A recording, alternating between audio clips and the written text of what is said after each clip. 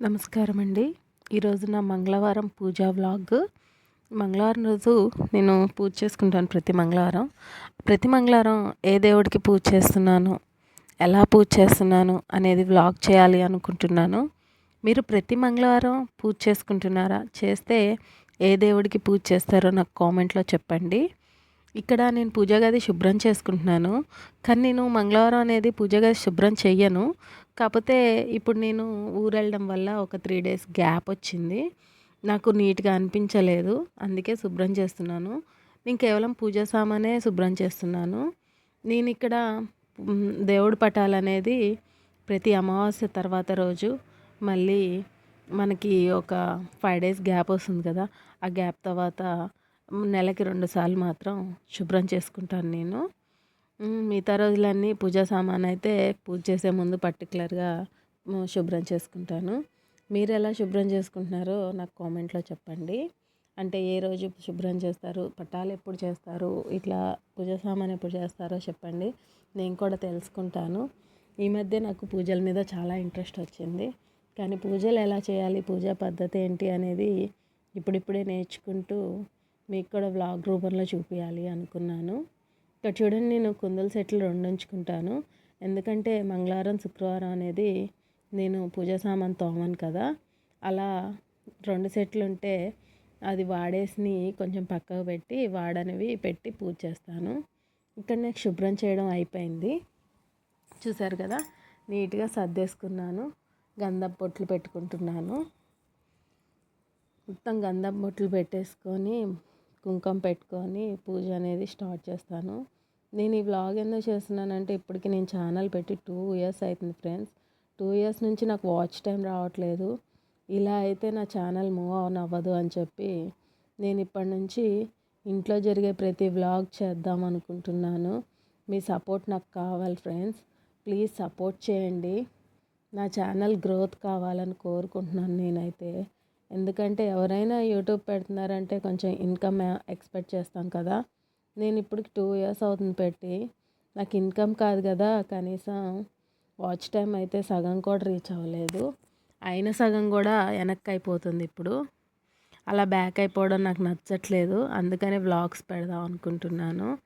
నా యొక్క వ్లాగ్స్ నచ్చితే కనుక ప్లీజ్ నా ఛానల్ని ఆదరించండి. నా వ్లాగ్స్లో కూడా నేను టైంపాస్ ముచ్చట్లయితే చెప్పాను. మ్యాక్సిమం పూజ గురించి లేదా ఇంట్లో టిప్స్ గురించి. నేను టైలరింగ్ చేస్తాను. టైలరింగ్ టిప్స్ కూడా చెప్తూ ఉంటాను. అన్నీ యూజ్ అయ్యేటట్టే చేద్దాం అనుకుంటున్నాను. ప్లీజ్ నా ఛానల్ని కొంచెం ఆదరించండి. చూసారు కదా, ఇక్కడ నేను పూజకి అన్నీ సిద్ధం చేసుకున్నాను. ఈ మంగళవారం రోజు నేను ఏ దేవుడికి పూజ చేస్తానంటే ఎల్లమ్మ తల్లికి పూజ చేస్తామండి మేము. మాకు ఎల్లమ్మ తల్లి ఉంది మా సొంత అత్తగారింట్లో. కాబట్టి మేము ఎల్లమ్మ తల్లికి మంగళవారం రోజు పూజ చేస్తాను. మీరు ఒకవేళ ఎల్లమ్మ తల్లికి పూజ చేస్తే శనివారం చేస్తారా, మంగళవారం చేస్తారా చెప్పండి నాకు. చూస్తున్నారు కదా, ముందుగా నూనె పోసుకొని తర్వాతే ఒత్తులేసుకోవాలి అని మన పెద్దలు చెప్తారు. ఒత్తులేసి నూనె వేయకూడదు. పూజలో ఎప్పుడైనా సరే నూనె పోసాకే ఒత్తులేయాలి. గంధం కుంకుమతో అంటే దీపపు కుందులు కూడా అలంకరించుకోవాలి. ఇలా నేను పూజని ఇలా మొదలెడుతున్నాను. మీలో ఎంతమందికి పూజ చేయడం అంటే ఇష్టం చెప్పండి ఫ్రెండ్స్. నాకు పూజలు చేయడం అంటే ఒకప్పుడు దేవుణ్ణి నమ్మాలా వద్దా అనే ఆలోచనలో ఉండేదాన్ని.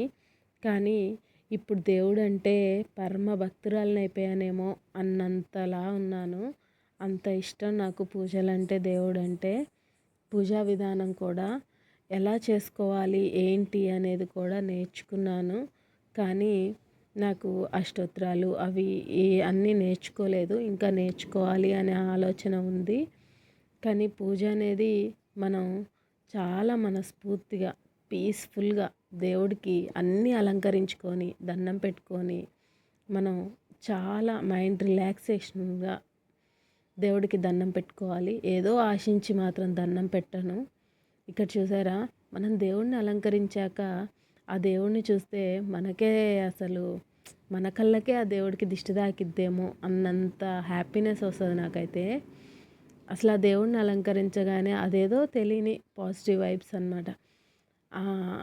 కొంచెం హ్యాపీనెస్ అనేది చాలా అనిపిస్తుంది.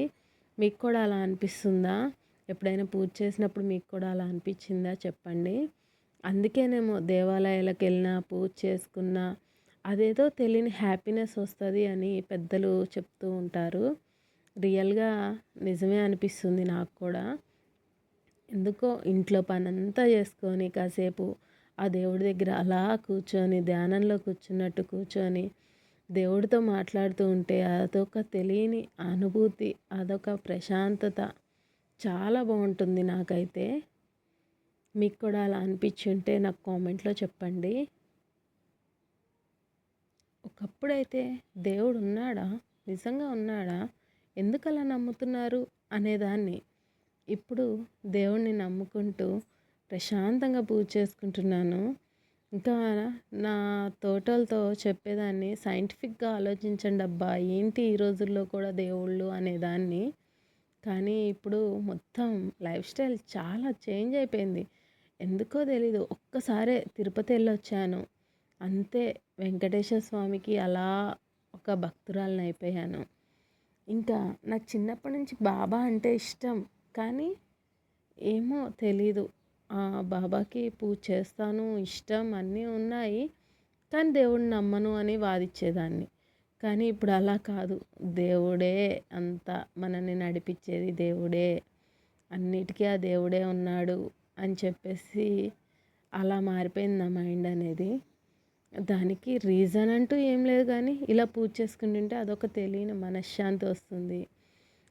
ఏదో తెలియని బాధలన్నీ పోతున్నాయి. ఆ దేవుడి ముందు కూర్చుంటే తెలియని సంతోషం వస్తుంది. నేను ఇంతసేపు పడ్డ బాధలు కష్టాలు మర్చిపోతున్నాను అనిపించేది. అందుకనేనేమో దేవుడు అంటే నాకు చాలా నచ్చేసాడు ఆయన.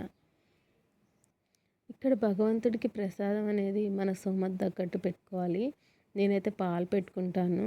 ఇక్కడ పాలల్లో కొన్ని పటికలు వేస్తూ ఉంటాను. ఈ మంగళవారం రోజు అయితే ఎల్లమ్మ తల్లికి దండం పెట్టుకుంటాను. గురువారం సాయిబాబాకి చేసుకుంటాను. శనివారం వెంకటేశ్వర స్వామికి చేసుకుంటాను. ఇప్పటి నుంచి నా వ్లాగ్స్లలో ప్రతిసారి పూజా వ్లాగ్స్ పెడుతూ ఉంటాను. కొత్త కొత్త విషయాలు తెలుసుకొని మరి మీకోసం చెప్పడానికి ట్రై చేస్తూ ఉంటాను. ప్లీజ్ నా యొక్క ఛానల్ వ్లాగ్స్ని కూడా ఆదరించండి.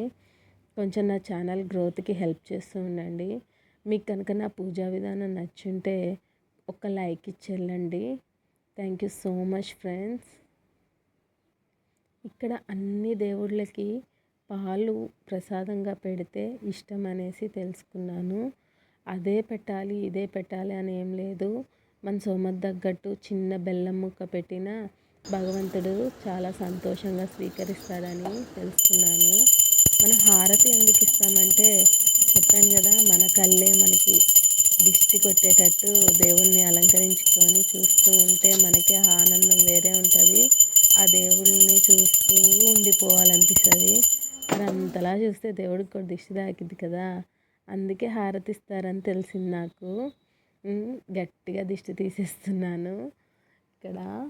మీకు కూడా నచ్చితే కనుక లైక్ చేయండి, వీడియో కనుక నచ్చితే. నా పూజ అయితే ఇలా ముగిస్తున్నాను నేను. Thank you so much friends watching this video.